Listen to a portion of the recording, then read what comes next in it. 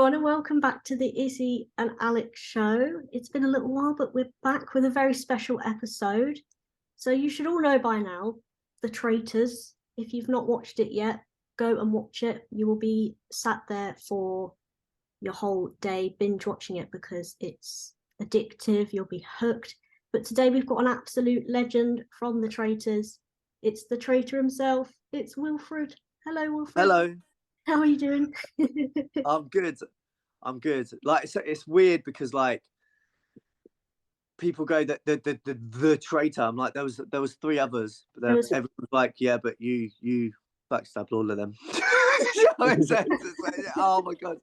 It's like the traitor of the traitors. Yeah, but yeah. You were the main one. The main one. But to start with, though, I hadn't heard about this show at all until I'd actually watched. I watched it, I think it was on after the football, and I watched a few minutes and I was like, oh my god, this is so good, like I need to carry on watching this. So where did you first hear about it, and what made you think, oh, I should definitely apply to this? So for me, honestly, like I don't know if you've heard of The Circle, probably. Yeah. I was scouted for The Circle, so I went and lived in Manchester for 3.5 weeks to go on to season 3 of The Circle, and I didn't get on. It was I don't know if you know Shabazz. You probably know he was like the last person on to he got on and I didn't. And like so, and then after you get like junk mail sent from the studio, you know, just like posters and stuff. And then this one came through and it was like The Traitors, and the poster was so shit. I'm not gonna lie. And I was just like, what is this? And then I was like, oh my god, I like it. So I applied because I was like, it's different. And all reality is about love, isn't it? Like all the reality shows nowadays are about love. So I was like, this is a bit different. And I love gameplay. So I was like, yeah, go on then. Let's have a go at this and see how I can smash it basically. And yeah, it was yeah. So obviously you applied, but what was the process like? Did you have any weird auditions, or because I remember listening about Big Brother auditions and they do like little tasks and like little like little games and stuff all in a group. So I wondered if there was anything like weird or special or anything like that in the audition process. So in the audition process, it was for me, it was pretty straightforward because obviously, like, I already auditioned for like The Circle, so they knew me. So the producers of the same producers. So, but what they do, they make. Have you played Two Truths and a Lie and stuff like that? Oh yeah, so, yeah. So they'll do stuff like that, but they'd ask you about your strategy, what you wanted to do. And my strategy was really straightforward. It was befriend, betray. That was it. Very simple. So, and like the more confident you are in your strategy, like, so I was like, look, at the end of the day, if you become friends with someone and you murder them, you're genuinely going to be upset the next day anyway. So you're going to have them real emotions as well. But yeah, so that was like, there weren't nothing in the audition process that really stood out as much apart from the Two Truths and a Lie. That was like a game they made us play to sort of, yeah. Definitely. And so in the first episode, when you had your little chat with Claudia, where everyone had their chat about whether they wanted to be a faithful or a traitor, you said that you wanted to be a traitor, but is it something that you like? Did you expect to be picked? Were you like, I'm definitely going to be picked, or and how much did you actually want to be? So I didn't have a gameplay for anything else. So like it was literally like I wanted to be a traitor. I told Claudia that's what I want to be, and it was like we had to try and convince her. So when you're in that little interview with Claudia, you're like, I want to be a traitor. I'm going to be the best traitor ever. Like blah blah blah. And I didn't even really have a game plan for being a faithful. So I'm so glad that I wasn't a faithful because I had no idea what I was going to do. Like, but yeah, and you don't expect it. So when you're sitting at the round table and she taps people, and you know, in the round table, she walks around about 20 times. So you've got a blindfold on and she just carries on walking around. And I was like, oh my God, she's not picked me. And then all of a sudden, and it was like her last lap, she picked me. And I was like, yeah, here we go.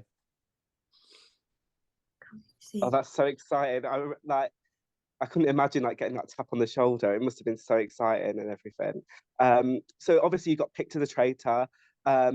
Did your game plan, when you were actually confirmed as a traitor, did you know that you were then going to backstab the other traitors, like poor Alyssa and Amanda? Like I was watching it with my mouth open. I couldn't believe what was going on. Did you know that you were going to end up doing that when you first got picked? No, not really. But like we made a pact as traitors, right? If one of us is going to be sussed, we can go with the pack. With Alyssa, it was like it was me or her. So it was like I need to convince people to pick her because they were already looking at her. But it was either me or her. With Amanda, I think I made a mistake because I was really paranoid, right? So when you're there, don't forget there's no phones, anything like that. You're literally in the game. So watching it back, I was like, oh my God. So I believed that Amanda was planting seeds about me. Like, you know, in your mind, I was like, she's definitely doing it. Like, she's so good at like, she had no emotion when she was murdering people or anything. So I was like, oh my God, she's hardcore.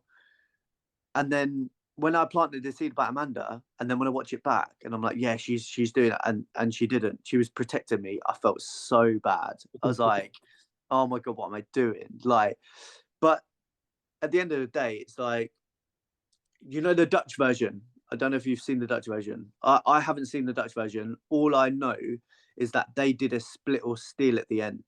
And we didn't know how the game ends. So it was like, if there was 2 traitors left, they'd do a split or a steal option. And then and that all I kept thinking is, Amanda, I don't know if I could trust Amanda at that point. Do you know what I mean? So I would Amanda. That reminds me of that Golden Ball show. Do you remember? That's basically the same thing. Golden Balls. Like I was going to mention it, but I was like, I'm not sure if you know it because every time I say, "Have you seen Golden Balls?" Golden Balls, split still. Everyone goes, "Nah," and I'm like, but yeah, it's basically that kind of moment. We're just too cultured on this program, but no, that would be interesting if they did that. But yeah, obviously, you were the only one in the end.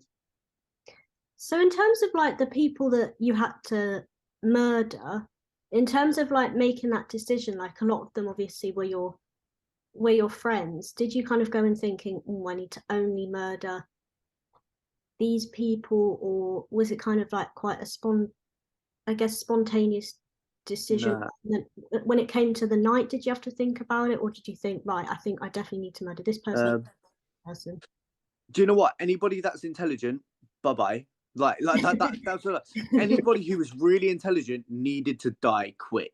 Like if you look at the most intelligent people I've ever met in my life, and this means after the show as well, because we're all really good friends, right? Amos and Ivan are geniuses, like you know, on a different level. So I'm like, in the show when Amos he came back in episode 5, and he was just so clever. I was like, yeah, he needs to be murdered. You know, like anybody with intelligence needed to go like really, really early. And I think that's a tip for anybody that wants to go on the show. If you're a faithful, don't be too intelligent, like, or pretend not to be as intelligent, because like the traitors will just be like, yeah, bye. Do you know what I mean? That's a very good tip, but also it's very insulting to Hannah, Meryl. Just keeping the least intelligent in. No, do you know what? With Meryl, Meryl was very like me. We're all really good friends, right? And Meryl knows, like Meryl had no idea what was going on, like most of the time, right? And with Hannah and that, so the reason I kept Hannah in is because when I was going through the show, I you don't see it on camera, but I was getting quite depressed. That I had to speak to the psychiatrist quite a lot because I was getting depressed, and it was like the only Hannah was my best friend. Like I met her in the show and we became best friends. I was like, I have to keep this person in because she actually makes me happy whilst I'm going through this. And then in the end, you've got to think, if you're a traitor, you start thinking, if I do lose, who would I not mind losing to? Does that make sense? That Like makes complete sense. And Meryl's been through some hard shit. Like Meryl's like been bullied, like, and like some of the stories she's told us are horrific. And then Hannah was my best friend, and Aaron, I fell in love with Aaron because of his mum. I never even met his mum, but like the way he spoke about his mum, I was like, I love this guy. So that's why, like, in the end, I didn't care. I was just like, these guys are brilliant. Yeah, no, that makes complete sense. One thing that I have to just talk to you about is that iconic, I call it the breakfast scene. Like, I literally don't, I feel like I'm red breakfast. We call it the red breakfast. The red breakfast. Yeah. Oh, the red, yeah, you know exactly what I'm talking Makes about. sense. When Tom when Tom revealed that Alex was his girlfriend, what was that like to, because watching it, I think that deserves like BAFTA of like the moment of the year, like genuinely. I loved it. But how was it like to actually be a part of that? Oh my God, the red breakfast, right? So you've seen Game of Thrones, the Red Wedding, right? Where we called it the red breakfast because you don't actually see, John comes in and he accuses me. He's like, Will, you're a traitor. And then everyone starts swearing at each other. And then we calm down. And then Tom just stands up and goes, Alex is my girlfriend. This person's a traitor. And then they all start shouting. And I'm like, oh, my name's gone again. Like no one's looking at me again. But honestly, that was the episode. Like, they had security come. Like that actual breakfast was 48 minutes long when everyone was there, and they cut it down. It was and then after that, you'll notice that we all treat each other with a bit more dignity after, because after we was like, we cannot speak to each other like this. The way, like, the people were literally going mad. It was the red breakfast. Like, Alex and Tom, because they were a couple, like, no one had evidence. Everyone kept saying evidence. But because they've lied about being a couple, that was the only people like, there's evidence. Oh, we finally got evidence. You've lied. You must be lying about everything. Do you know what I mean? So it's like, yeah, it's strange. It was crazy, very crazy TV. But it's obviously being in that environment, you're away from home, you've got no access to contact home at all, with no phone or anything like that, and you're just in the same environment with the same people. Was that experience kind of what you expected, and was it harder than you thought it was going to be? Yeah, it was horrible. Like, you the only way I can describe it is Jumanji.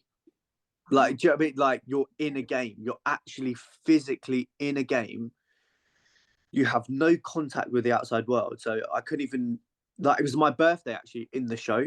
So during the show, it was my birthday, and I couldn't even speak to my wife, speak to my kids, or nothing. Like, it was literally like the most strangest experience ever. Like, nothing else matters when you're there. When you're there and you live it, nothing else matters. But at the same time, you get sad sometimes, because you're like, I miss my family, I miss my kids.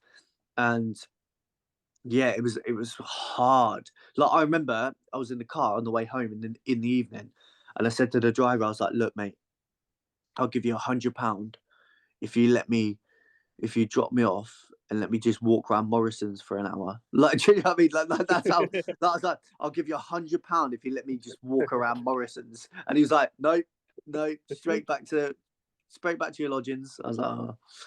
But yeah, it was hard. That's so funny. I've seen so many TikToks of like people claiming to have worked on the show as well. I don't know if you've seen these. So that just made me think, like, is there any behind the scenes sort of gossip or anything that we didn't see that you think, maybe even like some nice, cute moments that you wish that we'd seen as viewers? Do you know what? That, like, it's the weirdest thing in the world, right? Because everyone keeps saying, we want a reunion, right? You'd have the most boring reunion ever. Like, we're all so close and we see each other so much. Like, it's not like there's no bad blood anywhere. And that's the weirdest thing. So there's no bad blood between anyone. Like, and when you watch like Married at First Sight or Love Island, when they have reunions, there's still people that are falling out, and it's just not like that with the cast. Like, everyone's really close. So it's like, and with production was sick, man. Like they were so cool, like so nice. They didn't overproduce us, so they didn't tell us to do anything we didn't want to do. They was just like, go into reality. And you know, your first day, we was like, what do you mean? They're like, go into reality, and we're like, and then you just walk around like, hi. Do you know what I mean? You don't know. And they didn't overproduce it. They didn't ask us questions. They were just like, go into reality, live. And we're like, okay. But nah, like in terms of secrets or anything like that, I don't know, man. I don't know. Like if there is any, I need to find them out. But yeah, there's no real gossip. Do you know when there's no gossip? And I'm like, Yeah. yeah. No, okay, yeah, I feel yeah. One thing I do wish that they really, really did. One thing I wish they did, was have like them all there when you were revealing whether you were traitors, like you know, the Yeah. last bit around the fire. Because I would love to see Manny's face when it was like traitor, Yeah. like for you. Like I think that would have been TV gold. But I think that's the one thing that I really wish that they did Like have. had everyone back together. Yeah, I agree with yeah, that though. So like the circle do it, don't they? They have like all the yeah. people at the end. Like I agree there. Like, but don't forget, it's the first series ever, and they're gonna expand on different things. Like you never know what they're gonna do next year. Like how are they gonna do? Like literally everything in this show was by chance. Like, and I'm like, how can you get a cast to do that much chance again? Like, do you know what I mean? Like it was so. I don't know. I don't know how they're gonna make season 2, but we'll see. And with like the friendships, the close friendships that you did form in there, was that something that you expected, or did you go in there thinking, right, I need to, in order to hide my identity as a traitor, I need to like make. Yeah, I kept saying holiday friends. Like I kept saying holiday friends. You know, people that you meet on holiday and you're like really good friends and you forget about them. That was what like I was like, oh, they're just holiday friends, and then like they're not. We have something called a trauma bond. That's what we call it, a trauma bond. Like we've been nobody in like. Don't forget, yeah, from you know that fire pit in the last episode. I'm there. Yeah. The next day, I fly home with Claudia Winkleman. Then I get in a taxi. Then I go home. My wife's at work and my kids are at school, and I just sit here in quiet. And I'm like, did that just happen? Do you know what I mean? Like it's weird, and no one will understand how it feels to be in that castle unless you've been there. So the first thing I did when I sat at home, I rang Amos. I was like, Amos, you live near me. I need to see you, bro. Like I need to see somebody who understands where we've just been. Like it was hard, really, really hard. That sounds absolutely like such a crazy experience. I guess based on that, so we don't know if there's a season 2 as of yet. I don't think it's been announced that there's a season 2. But if there is, do you have any advice for anyone wanting to apply for the next series? Don't do it. No, I'm joking. If you as a traitor, build a relationship with the other traitors like that. Me, Alyssa, and Amanda didn't have a relationship outside being traitors, and that made it harder to trust each other. That sort of stuff. Also, if you're faithful, it's don't be too intelligent, because like don't come across with all these big ideas because you will get murdered. But at the same time, don't be quiet, because everyone will think you're a traitor if you're quiet. So you have to be like middle. They're the main tips, like, because it's a game of chance. Where if you're faithful, it's a game of chance. Like you can't go in there with a strategy. Like you can't. It's so hard. Like I can't imagine being a faithful. Imagine not knowing if you're going to turn up to breakfast. I loved it. Like I knew I was going to breakfast every day. Like, do you know what I mean? Like we had control of the game, and I could execute a game plan because I had control. As a faithful, you're just a sitting duck at most of the time. Yeah. But then a lot of them, I guess, also said, oh, I couldn't be a traitor because of I just couldn't like murder people, or I couldn't have that. Yeah, the guilt, like it was hard. Like it was really difficult being a traitor, like really difficult mentally, physically, emotionally. Don't forget, like we had to stay later in the castle. So we was getting back to our lodgings about 3 o'clock in the morning. Really? And then having to try to sleep and then out early in the morning. Yeah. And that's why it's so emotional. There's no, like, you're sleep deprived, everything is hard. Yeah. Yeah. So Can't obviously imagine it. sorry, go ahead. Oh no, I can't imagine that. But one thing that I've seen on like TikTok as well, sorry, just keeping it relevant, you know, keeping it youthful, is that if they do a next series, the last two that always came in were like faithfuls, because obviously for the audience that like to breakfast, because obviously the audience at home, they want to keep it tense for like who's going to Yeah. come back. So that was just another thing that I I thought didn't was even notice that till I seen it on TikTok, to be honest. I didn't even yeah, notice it me myself. neither. Yeah. I didn't Me notice it. And I was in the fucking show. I didn't even notice it myself. Like, I didn't even notice. So just kind of round this up then, if I guess, did you expect like the show to be what it is, and what's kind of like how different is your life now compared to how it was before? Yeah, very different. Like I didn't. So basically, the first week it was on, I watched it obviously, and then the week 2 and 3 of the show, my wife was ill. I had the flu. She had COVID. My kids were really sick, so I didn't go out at all. And then I went out Thursday, the day of the final. No, the day before the final on Wednesday was the first time I actually went out after it's been like aired. Mm.